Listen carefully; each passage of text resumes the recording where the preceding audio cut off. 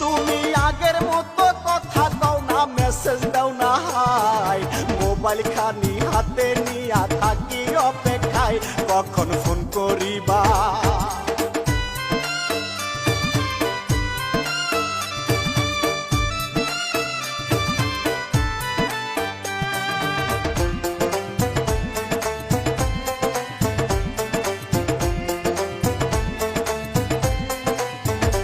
আমায় কষ্ট দেওয়ার সময় কি তোর মনে ছিল না?